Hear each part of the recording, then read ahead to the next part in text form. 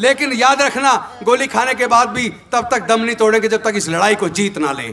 आज वो जो आजादी डॉक्टर बाबा साहब अम्बेडकर ने हमें दिलवाई है वो खतरे में आ गई है, क्योंकि अगर वोटर को यह भरोसा ही नहीं है कि उसकी वोट उस व्यक्ति को जा रही है जिसको वो जिताना चाहता है, तो फिर ऐसे प्रजातंत्र का फायदा क्या। वास्तव में देखा जाए तो प्रजातंत्र बचा नहीं है। तो जब धर्म का इस्तेमाल करने से, ईवीएम का इस्तेमाल करने से वो फिर से सरकार बना जाते हैं, तो इस आंदोलन में शरीक नहीं होना चाहते, तो हम मानते वो मनुवादियों के साथ हैं। वो लोग लोकतंत्र के खिलाफ हैं, वो लोग प्रजातंत्र के खिलाफ हैं, वो लोग स्वतंत्रता के खिलाफ हैं, वो लोग देश के संविधान के खिलाफ हैं, वो लोग देश के लोगों की आज़ादी के खिलाफ हैं। हम लोग जेल भी जाने को तैयार हैं, हम गोली खाने को भी तैयार हैं, लेकिन हम इस लड़ाई को जीते बिना दम नहीं तोड़ने वाले। इस लड़ाई को निश्चित तौर पर जीतेंगे, ईवीएम को हर हालत में हटाएंगे, क्योंकि ईवीएम देश के लिए खतरा बन गई है। इसलिए आया हूँ कि ये जो आज़ादी की लड़ाई है, ये हमारे प्रजातंत्र को बचाने की लड़ाई है, ये देश के संविधान को बचाने की लड़ाई है। इस लड़ाई को अगर नहीं लड़ा गया तो डॉक्टर बाबा साहब अम्बेडकर जी की कुर्बानी बेकार चली जाएगी। आपको सबको पता होगा, लगभग 2,500-3 हज़ार साल तक हमारे लोगों को पढ़ने लिखने पर धार्मिक बंदिश थी, व्यापार करने पर धार्मिक बंदिश थी, कोई मानव अधिकार नहीं था, संपत्ति रखने पर धार्मिक बंदिश थी।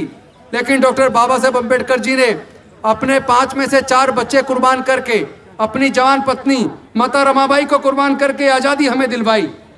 और मैं इसलिए आज़ादी इसको बोल रहा हूँ क्योंकि जब ये आज़ादी का आंदोलन चल रहा था तो एक साथ 2-2 तरह की आज़ादी का आंदोलन चला। एक आज़ादी की लड़ाई थी 200 साल की अंग्रेजों की गुलामी से आज़ादी का आंदोलन, जिसको लाखों लोगों ने लीड किया, लाखों जान गई, औजार हथियारों का इस्तेमाल हुआ, हजारों नेता थे। लेकिन उस आज़ादी की लड़ाई में कहीं भी आपको दलितों, पिछड़ों, आदिवासी और महिलाओं के हक अधिकार की चर्चा नहीं मिलेगी।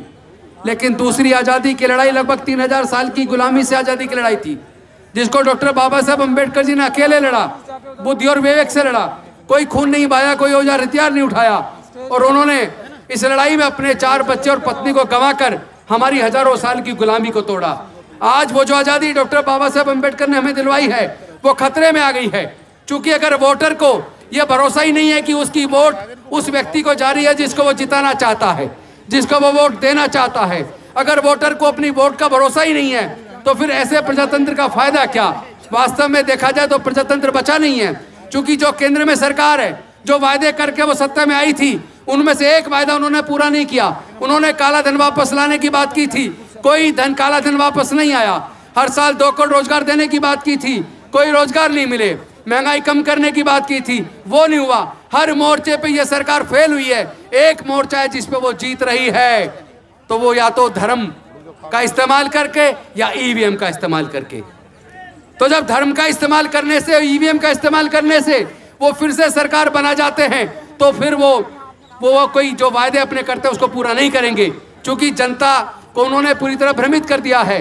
और जो पार्टियां इस आंदोलन में ईवीएम हटाओ देश बचाओ, ईवीएम हटाओ बैलेट वापस लाओ, ईवीएम हटाओ संविधान बचाओ, जो पॉलिटिकल पार्टी या सामाजिक संगठन इस आंदोलन में शरीक नहीं होना चाहते, तो हम मानते वो मनुवादियों के साथ हैं। वो लोग लोकतंत्र के खिलाफ हैं, वो लोग प्रजातंत्र के खिलाफ हैं, वो लोग स्वतंत्रता के खिलाफ हैं, वो लोग देश के संविधान के खिलाफ हैं, वो लोग देश के लोगों की आज़ादी के खिलाफ हैं।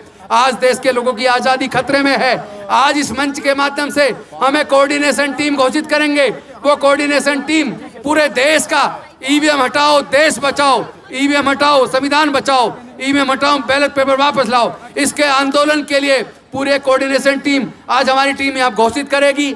साथ ही साथ एक मोबाइल नंबर घोषित करेंगे, व्हाट्सएप नंबर, जिस पर आप अपने नाम दे सकते हैं। जो लोग इस आंदोलन में, देश के स्वतंत्रता के दूसरे आज़ादी के आंदोलन में, संविधान बचाने, लोकतंत्र बचाने के आंदोलन में जो लोग जेल जाने को तैयार हैं, देश बचाने के लिए कुर्बानी देने को तैयार हैं, वो उस व्हाट्सएप नंबर पर अपना नाम, अपनी डिटेल भेज सकते हैं। उसकी पूरी सूची बनाई जाएगी, क्योंकि आंदोलन बिना लड़ाई के, बिना कुर्बानी के कोई आंदोलन सफल नहीं हो सकता।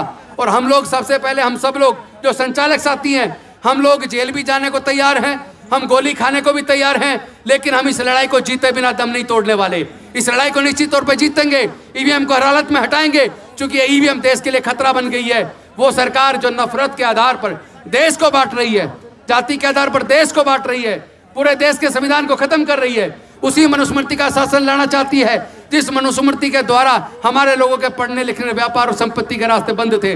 लेकिन मुझे दुख इस बात का है, इन सरकारों ने शिक्षा को महंगा करके वो शिक्षा का अधिकार जो बड़ी कुर्बानी से बाबा साहब ने दिया था, वो शिक्षा का अधिकार लगभग हमसे छीन लिया है। और साथ ही साथ बड़े मुश्किल से नौकरियों में आकर हमारे लोग धीरे धीरे आगे बढ़े थे, लेकिन सरकारी नौकरियों को सबको प्राइवेटाइज करके, सारा बेचकर, ठेकेदारी प्रथा लाकर, सारे सरकारी संस्थान बेचकर इन्होंने नौकरियों के रास्ते भी बंद कर दिए। और जो बची कुची थोड़ी बहुत नौकरी निकलती है, उसमें भी अगर आप देखो जो वैकेंसी निकलती है, 75% वैकेंसी केवल स्वर्ण जाति के लोगों के लिए और 25% में SC ST OBC के लोग।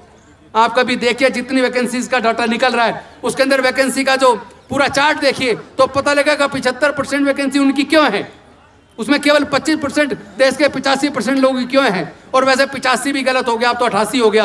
आंकड़े जो जारी हुए जाति के बिहार के अंदर, वो आंकड़े बताते हैं केवल 12% लोग स्वर्ण जाति के हैं। बल्कि जो छत्तीसगढ़ का आंकड़ा हमने देखा, मध्य प्रदेश का देखा, झारखंड का देखा, वहां तो स्वर्ण जाति के लोग केवल 6% है। लेकिन देश के सारे संसाधनों पर, 90% संसाधनों पर इन 10% लोगों का कब्जा है। देश के 90% व्यापार पर इन 10% लोगों का कब्जा है। देश के सारे प्राकृतिक संसाधनों पर इन 10% लोगों का कब्जा है। तो इस लड़ाई को एक आजादी का आंदोलन के रूप में आप सबको लड़ना पड़ेगा और इसके लिए कुर्बानी देनी पड़ेगी। सबसे पहले इसके संचालक यानी कि भाई कपिल जी, भानु जी, एडवोकेट प्राचा जी और मैं, हम अपनी हर प्रकार की कुर्बानी देने के लिए तैयार हैं, जेल भी जाने के लिए तैयार हैं। ऐसे मरेंगे नहीं, हम लड़ेंगे, हम जीतेंगे। हम गोली भी खाने को तैयार हैं, क्योंकि हम देखना चाहते हैं मोदी जी किस हद तक जा सकते हैं। अगर हमें वो जेल भेजना चाहते हैं तो जेल के लिए तैयार हैं, अगर शूट आउट करना चाहते हैं तो हम उसके लिए भी, मरने के लिए भी तैयार हैं। लेकिन याद रखना, गोली खाने के बाद भी तब तक दम नहीं तोड़ेंगे जब तक इस लड़ाई को जीत ना लें। इस लड़ाई को हम जीतेंगे, हम लड़ेंगे, हम जीतेंगे। ईवीएम हटाओ, ईवीएम हटाओ, ईवीएम हटाओ, ईवीएम हटाओ।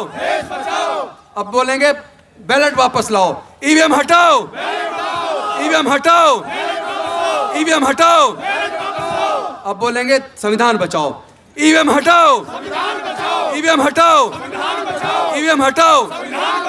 अब आप कुछ देर में देखेंगे, जैसे कुछ दिन पहले आपने सोशल मीडिया पे देखा होगा कि वोट कहीं दी जा रही है और उसके अंदर पिक्चर में भी दिख रही है कि सही जगह गई है, लेकिन जब वो डब्बा खोला जाता है तो पर्ची किसी और की निकलती है। तो फिर भरोसा कैसे करें ऐसी ईवीएम पर? और जो सरकार ईवीएम से चुनी जाएगी तो वो उस पर, सरकार पे भी हम कैसे भरोसा करें? इसीलिए ये सरकार तानाशाह हो गई है, इसीलिए सरकार जनता की कदर नहीं कर रही है, उत्पीड़न कर रही है और पूरे देश के लिए खतरा बन गया है। इसलिए देश को बचाने का आंदोलन निश्चित तौर पर हम जीतेंगे। इन्हीं शब्दों के साथ मैं अपनी वाणी को विराम देता हूँ।